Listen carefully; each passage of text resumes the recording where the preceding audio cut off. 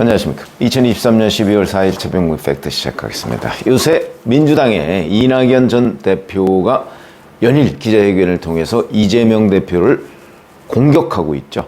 그러면서 신당을 만들 것처럼 얘기하고 있습니다. 자, 그 선도적인 조짐이 바로 이상민 민주당 의원의 탈당. 어제 입장문을 내고 깊은 아쉬움과 안타까움도 있지만 한편 홀가분하다 이렇게 얘기를 했고요. 민주당은 이재명 대표 체제 이후 오히려 나아지기는커녕 이재명 사당, 개딸당으로 변질되어 딱 잡아떼고 버티며 우기는 반상식적이고 파렴치하기까지 한 행태가 상습적으로 만연되었고, 내로남불과 위선적, 후안무치, 약속 뒤집기, 방패정당, 집단폭력적 언동, 혐오와 차별, 무능과 무기력, 맹종 등 온갖 흠이 쌓이고 쌓여 도저히 고쳐쓰기가 불가능한 상황이다 이렇게 진단을 했고요. 국민의힘 입당 여부에 대해서는 뭐 심사숙고를 해서 그 결정을 하겠다 이렇게 얘기를 했는데, 뭐 이제 매체에 따라서는 일단 보류했다 뭐 이렇게 보도를 하는 것도 있습니다. 뭐 그거는 아마 국민의힘의 지도부와 인요한 혁신위원회가 지금 현재 갈등을 벌이고 있고, 인요한 혁신위원회의 뭐 조기 해체설까지 나오는 마당에 본인이 민주당 버리고 지금 뭐 국민의힘으로 가기에는 명분이 부족하다 이렇게 생각하기 때문 아니냐 뭐 이런 분석이 나오는데, 뭐 그것도 일리는 있습니다. 오늘 하여튼 뭐 좀 시간을 좀 가지고 생각을 해볼 것으로 이렇게 예상이 되고, 그런데 이제 원래 같이 활동을 하기로 했던 원칙과 상식, 여기에 이제 윤영찬 의원은 이렇게 얘기했습니다. 이상민 의원의 문제의식 자체에 대해서는 공감하고 있다. 어떻게 할 것이냐에 대한 고민과 해법은 저희와 생각이 다르다. 이 의원이 같이 갔으면 좋았을 텐데 그 점이 안타깝다. 저희는 12월 중순까지 당의 답변을 기다린다고 이야기했고, 그런 요구에 대한 전체적인 평가가 필요하겠다 이렇게 얘기를 합니다.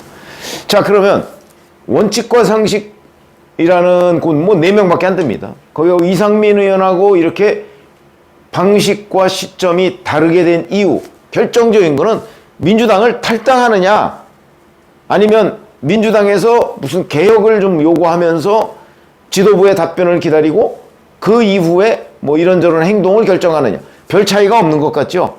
근본적인 차이가 있습니다.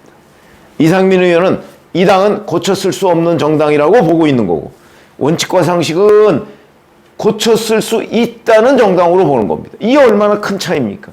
민주당이라는 울타리를 뛰어넘어서 새로운 길을 모색하겠다는 사람과 그 울타리 뛰어넘는 거는 나는 자신 없어 이러는 사람과의 차이는 굉장한 차이입니다. 그렇기 때문에 저는 원칙과 상식이 마치 이상민 의원과 별 차이가 없는 것처럼 얘기하는 부분, 이게 결국 바게닝 칩이다. 저는 그렇게 보죠. 바게닝 칩이 뭔지 아시죠? 딜을 하기 위한 협상 카드라는 거죠. 그렇게 봅니다. 그러니까 원칙과 상식은 이상민 의원을 바게닝 칩 정도로 생각을 하고, 이재명 지도부와 뭔가 우리가 얘기하는 좀 명분을 세워주면 우리 저 탈당 같은 거 안 해. 뭐 이런 거 아니겠는가. 그 근본적 차이 대단히 심각한 거라고 저는 생각을 합니다. 원칙과 상식에서는 또 늘 이런 얘기를 합니다. 우리와 뜻을 같이 하는 의원이 뭐 5, 60명 내지는 이제 뭐 7, 80명까지 나왔더군요. 자, 그러면 일부 이제 뭐 유튜버들이나 뭐 또는 뭐 일부 뭐 어찌 보면 반민주당 매체라고 하는 쪽은, 자, 이게 신당이 7, 80명 규모가 되는 것 아니냐, 반민주당 신당이 뭐 어쩌고 이렇게 얘기를 하는데 어이없는 얘기죠. 그게 이제 뭐 제 유튜브 시청자 분들도 아마 그런 희망을 가지고 있을 겁니다. 이재명 뭐 곧바로 구속되는 거 아니야? 그 다음에 뭐 민주당 분당되는 것 아니야? 글쎄요. 그러나 뭐 그건 뭐 누가 알겠습니까만은, 제가 볼 때는 저희가 여러 가지 정보를 취합해서 판단할 때는 그런 일은 없을 거다. 적어도 2, 3년 안에는. 저는 그렇게 보는 입장이고, 2년 안에는 없을 것이다 이렇게 보는 입장인데, 분당 가능성도 매우 낮다. 그 얘기는 곧 이낙연 전 대표가 나가서 신당을 차릴 가능성이 매우 낮다. 가능성이 저는 20% 미만이라고 봅니다. 왜? 이낙연 전 대표가 지금까지 보여온 정치 스타일이 있고 그 다음에 내외부의 여건이 있다. 다만 제가 여기서 말씀드리려고 하는 내용은 바로 그 여건이 충족되는 경우가 있을 것인가 없을 것인가 이겁니다. 자, 이낙연 전 대표가 오늘 아침에 보면 중앙일보하고 인터뷰를 한 게 있더군요. 거기 중앙일보 기자가 이렇게 질문을 했습니다. 1, 2번. 1, 2번이라는 게 뭐 1번이 민주당, 2번이 국민의힘이니까 1, 2번 외에 새로운 선택지가 나와야 한다는 뜻이냐. 뭐 이런저런 이재명 비판이 있으니까. 그러니까 나와야 한다. 양극화를 완화할 수 있는 제3의 목소리가 나오고 그들이 캐스팅 보트를 쥔다면 정치 양극화의 폐해를 줄일 수 있다. 그 다음에 또 기자가 이렇게 질문을 합니다. 선택지를 넓히는 일에 직접 나설 것인가. 그러니까 제가 국가를 위해 할 일이 무엇일까 골똘히 생각하고 있고 결론이 난다면 그에 맞는 일을 해야 한다. 이렇게 얘기를 했습니다. 틀린 얘기 아무것도 없습니다. 다 맞는 얘기인데 그런데 골똘히 생각하고 이게 중요합니다. 이낙연 전 대표한테는. 이낙연 전 대표는 늘 골똘히 생각하다가 기회를 놓치는 경우가 대단히 많죠. 저는 이번에도 골똘히 생각하다가 기회를 놓칠 가능성이 있다고 봅니다. 아니 어찌 보면 기회를 잡으려는 의지 자체가 부족하다고 보는 거죠. 자, 이낙연 전 대표 계열이 이상민 의원과 행동을 같이 못한 것, 아까 근본적인 차이는 이 당을 뛰쳐나갈 것이냐 마느냐 그런 결심의 차이라고 제가 말씀을 드렸는데 이낙연계도 민주당이 고쳤을 수 없다는 사실을 압니다. 그런데 행동을 못하는 거죠. 왜? 뚜렷한 대안이 없기 때문에. 이낙연이 대안이 되지 않느냐? 아닙니다. 왜 아니냐? 이낙연 전 대표의 지지층 어디죠? 호남이죠. 민주당 지지층, 이재명 대표의 지지층 호남이죠. 이 두 개가 겹칩니다. 그러면 결국 지금의 호남 유권자들은 누구를 선택하고 있는가? 이 시점 현재까지는 이재명 대표를 선택하고 있습니다. 여론조사에 보면 압도적이죠. 그런데 이제 저희가 취재를 해보면 지금 그러니까 호남 유권자들의 상당수는 지난 대선에서 이낙연 전 대표가 대장동 얘기만 안 꺼냈어도 이재명 대표가 대통령이 되는 건데 우리의 희망이 대통령이 되는 건데 그렇게 생각하는 사람이 다수다. 이게 바뀌지 않는 한 이낙연 전 대표한테 신당의 희망 저는 없다고 봅니다. 왜? 어디 가서 이낙연 전 대표가 표를 얻습니까? 결국은 호남 그리고 호남 출향민들이 많은 수도권 이거 아니겠습니까? 그런데 호남 사람들이 이낙연 전 대표에 대해서는 민주당의 희망에 찬물을 끼얹은 사람이다. 대장동 때문에. 이렇게 생각을 하고 있다는 게 중요하죠. 사실과 다릅니다. 왜? 대장동 사건이 경기경제신문이라는 그 경기도에 있는 조그만 무슨 인터넷 매체인지 뭔지 저도 뭐 정확하게 잘 모릅니다만 거기에서부터 시작한 겁니다. 화천대유는 누구 겁니까? 부터 시작한 거거든요. 그 다음에 곧바로 결정적인 그 기사를 쓴 거는 주간조선입니다.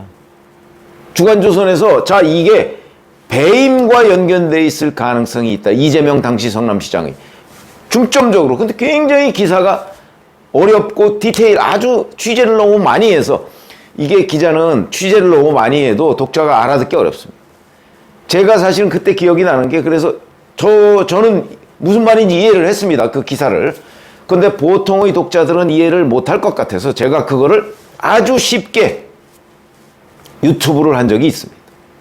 이런 것들이 이제 파장이 돼서 이재명 성남시장의 대장동 사건이 불거진 거죠. 그게 이낙연 전 대표가 문제 제기를 해서 경선 과정에서 문제 제기를 해서 불거진 것? 아니 조금 도움은 됐을지 모르죠. 경선 과정에서 끊임없이 논란이 됐으니까. 그러나 그게 결정적인 계기는 아니다. 그런데 호남에 있는 유권자들은 그렇게 생각하고 있다. 그럼 이걸 뒤집으려는 노력이 필요했는데 이낙연 전 대표가 이 부분에 관한 별다른 노력을 하지 않았기 때문에 지금 여기까지 왔다고 저는 봅니다. 대단히 중요한 팩트죠. 만약에 그것만 뒤집어졌으면 지금 이낙연 전 대표가 호남의 대안이 될 수 있죠. 이재명 대표 잘 아시다시피 지금 김용 선고에 의해서 김용이 받은 돈이 결국 김용의 정치자금이 아니고 이재명의 경선자금이었다. 그런데 이재명 후보가 몰랐다? 말이 되느냐? 법률적으로는 뭐 그렇다 쳐도 실질적으로 말이 안 된다. 그 다음에 제가 어젠가 뭐 보도를 해드렸는데 내년 1월에 얼마 안 남았습니다. 다음 달입니다. 1월에 백현동 김인섭 씨, 이재명 대표가 인섭이 형이라고 부르는 김인섭 씨에 대한 1심 선고가 나옵니다. 만약에 백현동의 김인섭 씨 알선수재 재판인데 알선수재가 뭐 인정될 가능성이 저는 뭐 거의 100%다 이렇게 생각을 하는데 그럴 경우에는 결국 김인섭 씨의 로비가 이재명 성남시에 먹혔다는 얘기가 되고 그러면 이재명 성남시장이 봐줬다는 얘기가 되는 거죠. 자, 그렇게 되면 이재명 대표 본인이 직접 유죄를 받은 거나 마찬가지다. 그 다음에 조국 전 법무장관 2월 8일인가 뭐 그때 2심 선고가 나옵니다. 아마 그때 법정 구속될지도 모릅니다.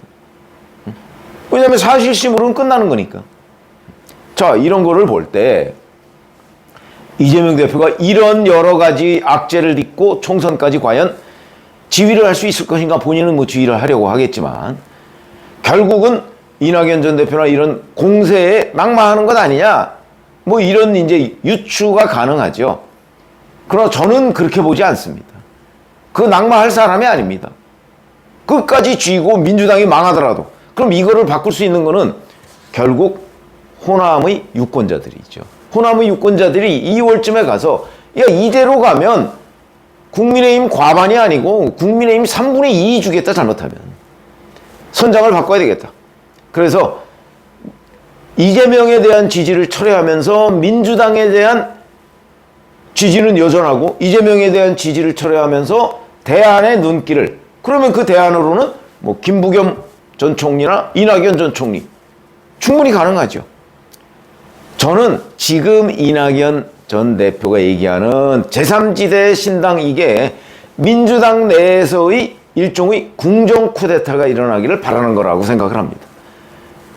왜냐하면 앞으로 줄줄이 1심 선고가 몇 개가 남아 있으니까 뭐 선거법 위반 재판 선고는 아마 총선 전까지는 안 나올 걸로 보고 김용 선고 있었죠? 그 다음에 이화영 전 부지사 선고도 나올 가능성이 아주 높습니다. 거기다가 김인섭 선고, 조국 선고 이 네 가지만 가지고도 이 네 가지의 정점에 이재명 대표가 있다는 것이 너무나 분명한데 그럼 뭐 호남 유권자들은 그럼에도 불구하고 이 사람으로 선거를 치러야 된다. 글쎄 좀 바뀔 가능성이 있거든요.